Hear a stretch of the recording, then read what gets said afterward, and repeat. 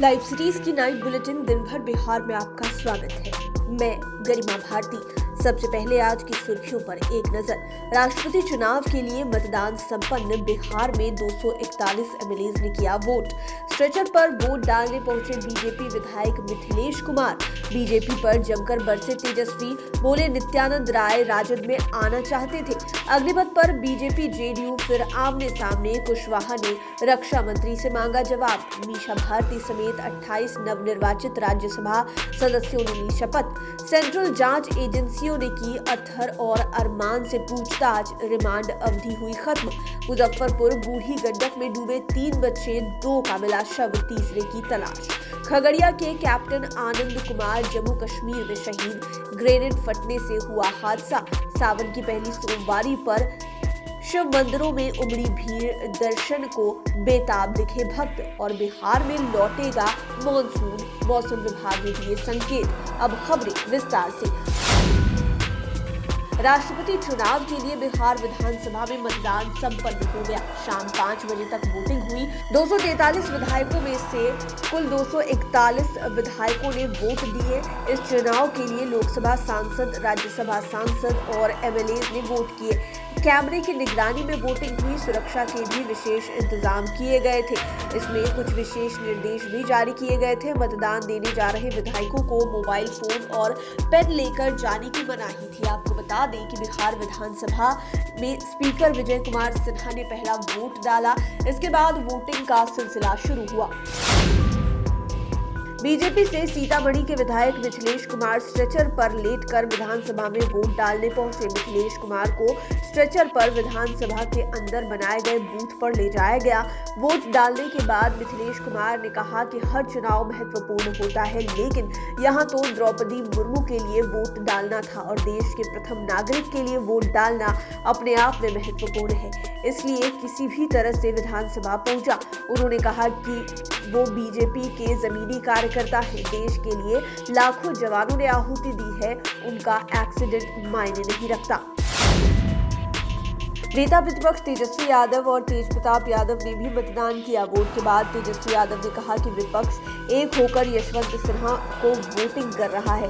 नेता प्रतिपक्ष ने कहा कि बीजेपी वालों के मुंह में तो हमेशा गोबर ही निकलता है। अगर आदिवासियों की इतनी चिंता है तो उनका आरक्षण कोटा बढ़ा दे। केंद्रीय मंत्री नित्यानंद राय के बारे में खुलासा करते हुए तेजस्वी बोले कि वो आरजेडी में शामिल होना चाहते थे। जब मंत्री नहीं बने थे तो खुद मुझसे संपर्क किया था। उन्होंने कहा था कि यहाँ मन नहीं लग रहा है। आपको बता दें कि नित्यानंद राय ने कहा था कि तेजस्वी यादव ने अपने बयान से द्रौपदी मुर्मू के संघर्षों का अपमान किया है। भारतीय सेना में भर्ती के लिए केंद्र सरकार द्वारा लाई गई अग्निपथ योजना को पूरे बिहार में जबरदस्त विरोध झेलना पड़ रहा है। बिहार सरकार में शामिल जेडीयू ने अग्निपथ योजना पर मोदी सरकार को पुनर्विचार करने को कहा, जबकि जीतन राम मांझी ने सरकार से अग्निपथ स्कीम को अविलंब वापस लेने की मांग कर दी। वहीं अब जेडीयू ने जाति प्रमाण पत्र को लेकर रक्षा मंत्री राजनाथ सिंह को स्पष्टीकरण देने को कहा है। उपेंद्र कुशवाहा ने ट्वीट कर लिखा कि माननीय रक्षा मंत्री श्री राजनाथ सिंह जी, सेना की बहाली में जाति प्रमाण पत्र की क्या जरूरत है, जब इसमें आरक्षण का कोई प्रावधान ही नहीं है। संबंधित विभागों के अधिकारियों को स्पष्टीकरण देना चाहिए।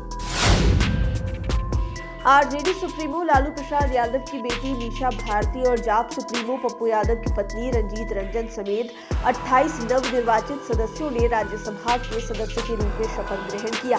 पूर्व केंद्रीय मंत्री पी चिदम्बरम, कपिल सिब्बल और पूर्व क्रिकेटर हरभजन सिंह समेत 28 नवनिर्वाचित सदस्यों को सदन की कार्रवाई आरंभ होते ही राज्यसभा के सभापति एम वेंकैया नायडू ने शपथ दिलाई। बिहार से राजद के सदस्य के रूप में मीसा भारती और छत्तीसगढ़ से राज्यसभा के सदस्य के रूप में कांग्रेस की रंजीत रंजन ने शपथ ली।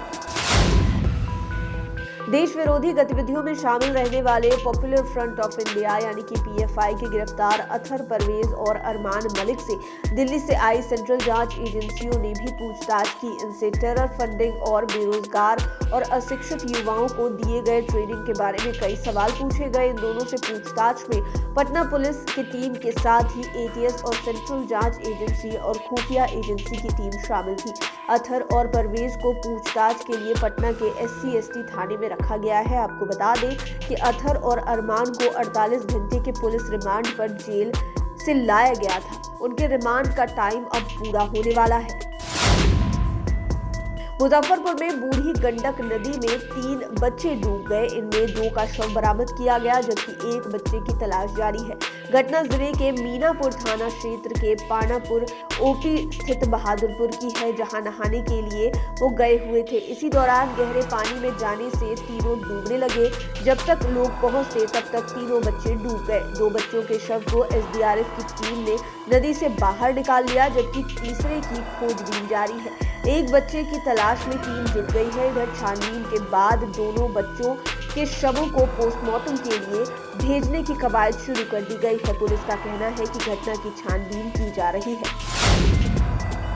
खगड़िया के रहने वाले कैप्टन आनंद कुमार और प्रिंस कुमार ग्रेनेड विस्फोट में शहीद हो गए। वे जम्मू कश्मीर के मेंढर सेक्टर में तैनात थे। रविवार रात हुई ग्रेनेड ब्लास्ट की घटना में उनके साथ जेसीओ सहित 5 लोग घायल हो गए थे। हेलीकॉप्टर से उन्हें उधमपुर स्थित अस्पताल लाया गया। इलाज के दौरान कैप्टन आनंद शहीद हो गए, जबकि 5 अन्य जवानों का इलाज जारी है। आनंद परबत्ता प्रखंड के नया गांव शिरोमणि टोला के रहने वाले थे। उनके पिता बिहार पुलिस में सब इंस्पेक्टर हैं। 2 भाइयों में आनंद सबसे बड़े थे और 21 जून को ही छुट्टी में घर आए थे। छुट्टी के बाद 10 जुलाई को ही ड्यूटी पर गए थे। सावन के पहली सोमवारी को लेकर सुबह से ही मंदिरों में भक्तों की भीड़ देखने को मिली। सुबह से ही लोग लाइन में लगकर अपनी बारी का इंतजार करते दिखे। राजधानी पटना के विभिन्न मंदिरों में सुरक्षा के पुख्ता इंतजाम किए गए हैं।